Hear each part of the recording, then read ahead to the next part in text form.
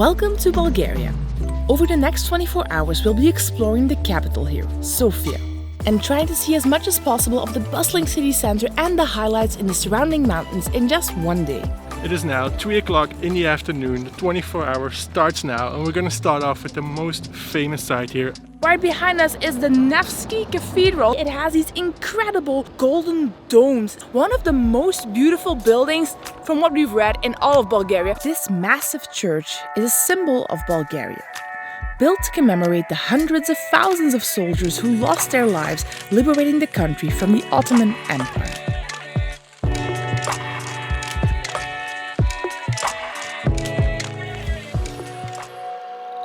This is Sofia city center right here. The main street here we're on right now, it's a shopping street full with boutiques, but also nice restaurants and bars. It is fully pedestrian zone, car free, which is really nice.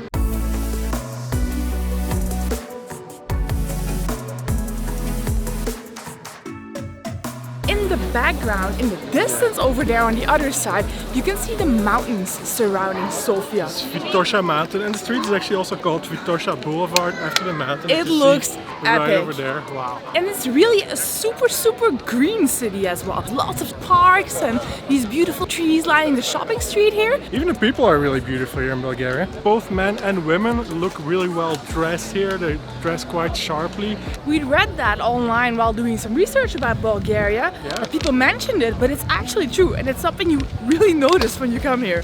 Nobody is as beautiful as her. Oh, and there was that. Although it is really tempting to go for a drink, we only have a few more hours before sunset, and we have a very nice spot in mind for sunset, so we're gonna wait it out. Wait for the grand finale of day one of the 24 hours, which sounds confusing, but you know what I mean. Welcome to Off the Beaten Path, Sofia. We're underground now in a passageway. It's called the Graffiti Film Passageway. A lot of famous actors and directors are depicted here in the graffiti on the walls. We've got my good friend here, Charlie Chaplin, beautiful Marilyn Monroe. Wah! Sorry. Wah! Bruce Lee. On this side we have Toy Story, but when you pan to this side, The Lion King. How cool is that? It's really nicely made, actually. In the short few hours that we've been here in Sofia so far, we've already seen a bunch of weddings taking place. This seems to be a very popular spot. Hey, don't get any funny ideas. A very popular weekend for people to get married. Hey, it looks like we're getting a little surprise for the limo here. Our carriage awaits a Hummer limo. Well, yeah, it's for a wedding, pretty sure. Yeah, that's a wedding.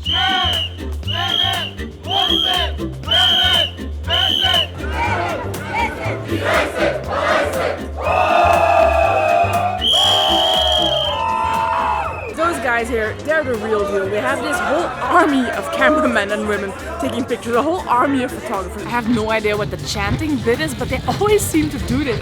Probably it's like a good luck thing or hyping each other up for the big moment. You have the old bathhouse here. It's fed with mineral water that comes from below the ground. People would come to bathe in these mineral waters, which are claimed to have healing powers. It's supposed to have... It's hot. It's really hot. It's hot water. It's really hot. It has a very particular taste. I don't know how to explain it. This is almost a metalish taste. You can also smell sulfur a bit, I guess, like it's typical sulfur smell. Most people actually fill up their bottles here and then take it home, put it in the fridge and drink it cold because it's supposed to be better for the taste. If you'll remember from our last video, I had to go to a Serbian dentist to get an emergency procedure done on my tooth. I can use some healing right about now, but thank you to everyone, by the way, who's been asking if I'm doing better. I'm already doing a lot better.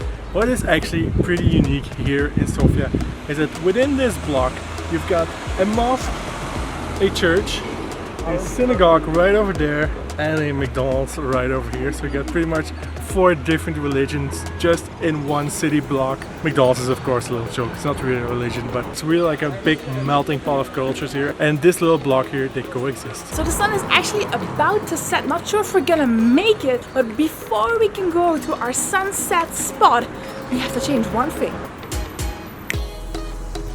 change the complete outfit because where we're going, there's a dress code. They wouldn't let me in with the shorts and the slippers. So we came here, I wasn't allowed in because of my shorts. Went to change, came back, took us about 40 minutes, and now the bar is full. Cheers. On our way walking to the next rooftop bar, we came across this place right next to the Naick Cathedral. Food looked really delicious. So this is a beef carpaccio. We also have some guacamole with shrimps and then some assorted spreads. Slice of carpaccio, a bit of parmigiano. Oh my god. Kim actually didn't know what I ordered. I ordered a lot more. The table is already completely full and there's more food coming actually.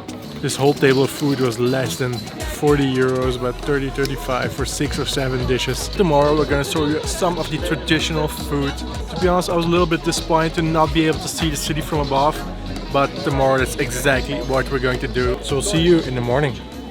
This morning we're going for a traditional Bulgarian breakfast. Hopefully they don't have a dress code again because I'm still wearing my shorts.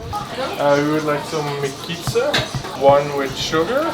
For breakfast we are having mikitsa. This one is with sugar, loads and loads of powdered sugar. The traditional way to eat it, it's actually a dough with some yogurt in there and then they deep fry it. It's still nice and warm. That's not actually.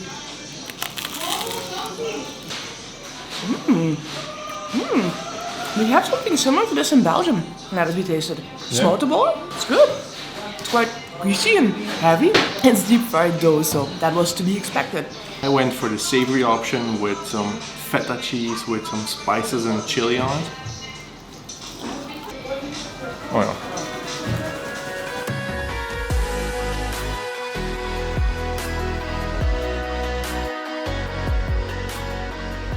Made it across some of the most worst state roads we've ever seen in Europe, which we'll show you in a minute on the way back down. But this is Vitosha mountain. We told you we would get you a nice view of the city, and this is even a lot better than you can get from one of those rooftop bars. Now on Vitosha mountain, we're just 10 kilometers outside the city center. It took us about 25-30 minutes to drive up it.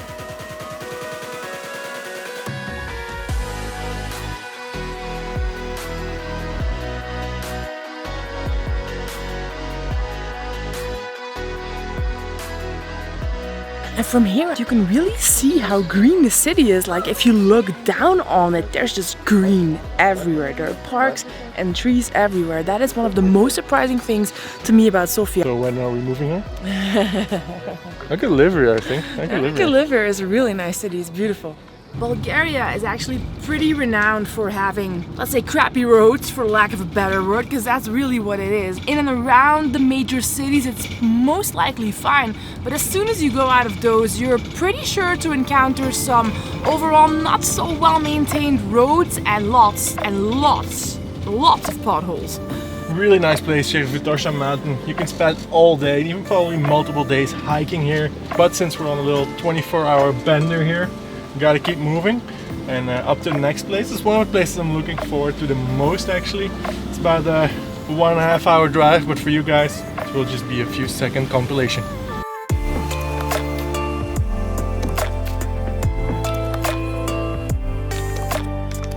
Wow, this place is incredible. Look at that, look at the architecture, look at all the colors and the... We read that this is one of the highlights of Bulgaria and certainly doesn't disappoint. Yeah, this is incredible. Wow.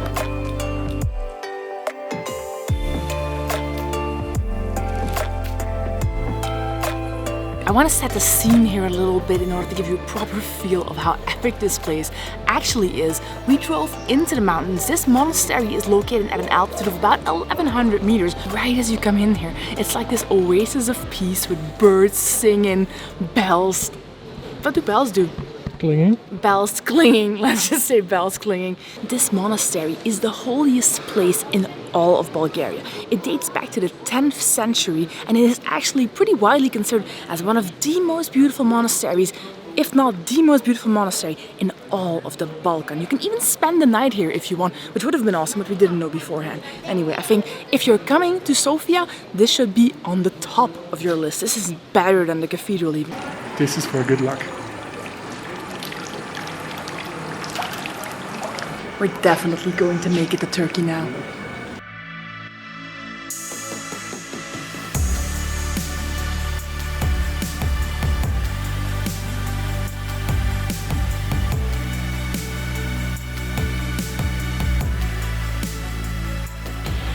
The buildings surrounding the church are actually still residences. Some monks and priests and other religious people still live here to this day, but you're not allowed to go up because it's a private residence area. I get it. This concludes the 24 hours. We actually went over it a little bit by about an hour and a half, so I guess we're a little bit liars, but putting 25.4 hours in the title is not that easy, so we're just gonna put 24 hours. In case you're new to our channel, I will link the start of our Balkan road trip series here, starting in Croatia, Serbia, then Bulgaria, going to Turkey, and we will see you in the next one.